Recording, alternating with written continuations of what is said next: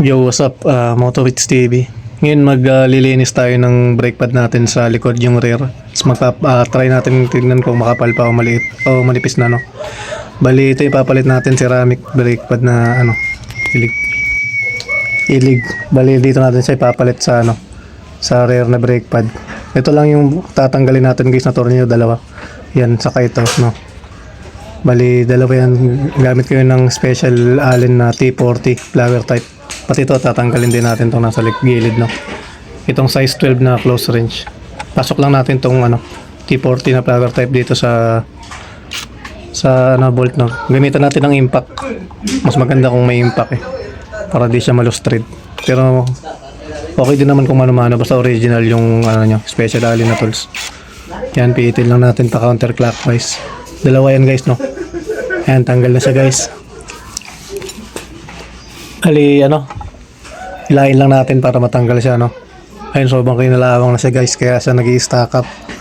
Stack up na kasi yan Bali, ito rin, di na nagpi-play parehas ng piston niya. Bali, meron siyang dalawang dyan Ito, yung dalawang spring. Ayan, dalawang spring. Di na nagpi-play parehas, kaya hirap na umusad yung gulong, no. Yan, hilahin lang natin, no. Ayan. Dahil nga nag-stack up na siya, kailangan pa natin siya persahin, no. Ayan, no. Para matanggal, bunutin lang natin masyado. Ayan, wala na kasi siya talagang grasain. Kinalawang na talaga siya ng sobra kasi tagal ko siyang dinalinis. Kasi busy talaga tayo ngayon Ito yung brake pad niya guys, no. Medyo makapal-kapal pa naman kung titingnan natin, no. Ayan. Ayan, makapal pa naman siya guys, no. Bali, tanggalin muna natin yung alikabok, linisin natin yan. Ang pinanglilinis ko dito guys is sabon, no, saka tubig. Di ako naglilinis gamit yung gasolina. Kasi dumudulas yan sa sa disc natin, no.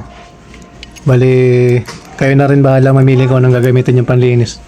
Pero hindi ko advisable para sa akin yung yung gasolina saka yung thinner. Okay sa akin dito yung sabon. Mas ma-experience nyo yan, malaman nyo na lang yan. Bali ito, liliyain natin yan kasi kinalawang na ng sobra. Ayan, tanggalin din natin tong alikabok. Ayan, basahin lang natin ng tubig guys. Ayan, pati caliper mismo kinalawang yun lahat.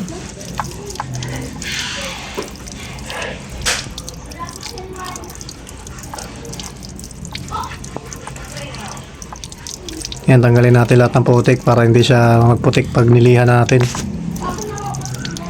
At itong piston kinalawang na ng sobra, lilihain ko rin to. Bali, dalawa nga pala yung piston niya guys, no. Mamaya papakita ko sa inyo kung nasa nakalagay yung isa, no. Yan, basin natin, tapos lihain natin mamaya.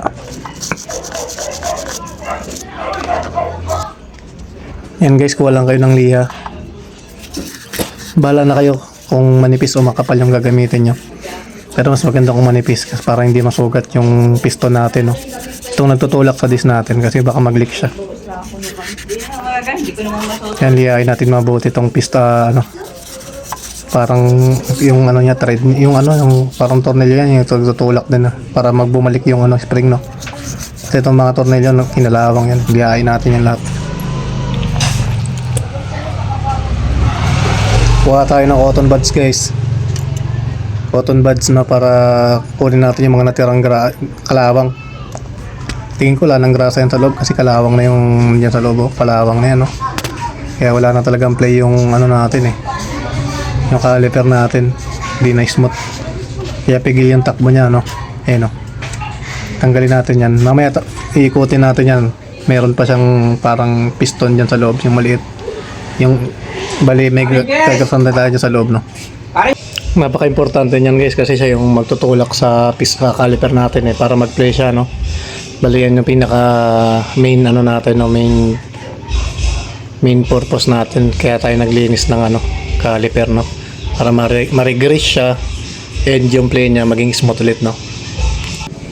Ito, gamit na rin pala tayo ng steel wool kasi kapal ng kalawang talaga, grabe. Yan yung steel wool na natin siya.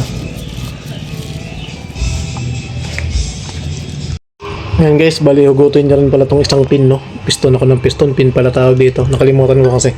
Nawala sa isip ko. Bayan, ugutin nyo kasi nag-stack up yung akin. Kailangan ko pa siyang impakin para mahugot ko lang, no? Kinalawang na talaga kasi tagal ko na talaga di nakapag-maintenance ng caliper. Si busy talaga ako eh. Ayan, ugutin nyo tapos lagyan nyo ulit ng cotton buds. Yung yung mga butas-butas para makuha nyo yung mga tira-tirang grasa na kalawang na yung kulay ng grasa.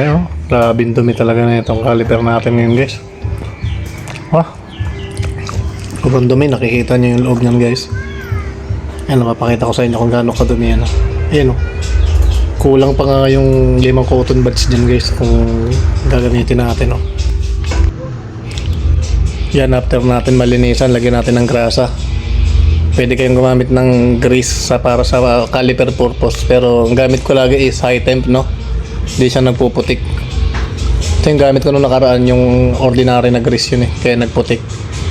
Pwede kayong gumamit ng high temp na ito katulad ng ginagamit ko kasi hiyang naman ako dyan. And pwede kayong gumamit ng special grease, no, for caliper.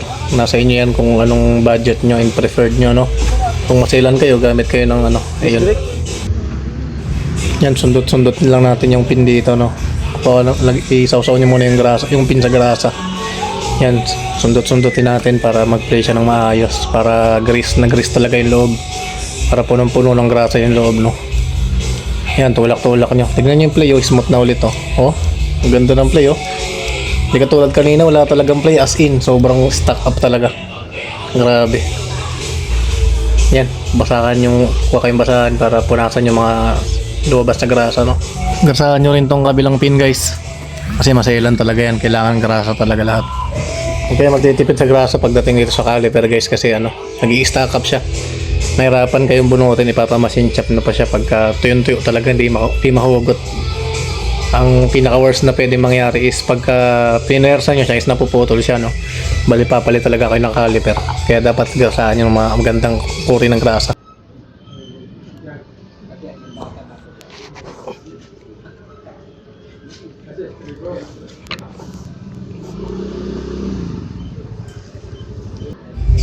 Yan, isauli na natin siya, no. Pasok natin yung pin dito sa sa caliper natin, no. Yan. Ikot-ikotin lang natin para maano yung play niya, no. Yan. And syempre, wag natin kalimutan ibalik tong brake pad, no. Ganyan lang yung tamang pagkabit niyan, guys. Dulo-dulo lang, no. Yan, no. Kabilang dulo lang. Pwede nyo siyang i-adjust kung medyo masyadong malayo. Yan yung magiging itsura niya, guys. Ayan.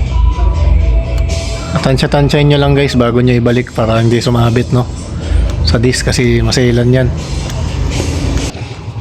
Isauli nyo na rin natin tong tornilyo, no, dito sa thread, dito sa pin thread, no. Yan.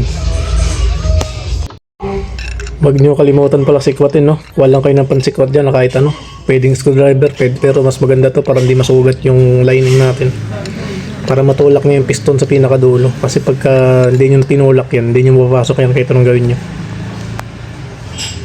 Yan, lulubog na yung piston sa palikod, no. Ayan, nakikita nyo naman, tulak na tulak yan sa loob. Yan, salpak lang natin sa disc para pumasok. Yan. Tulak nyo lang, guys.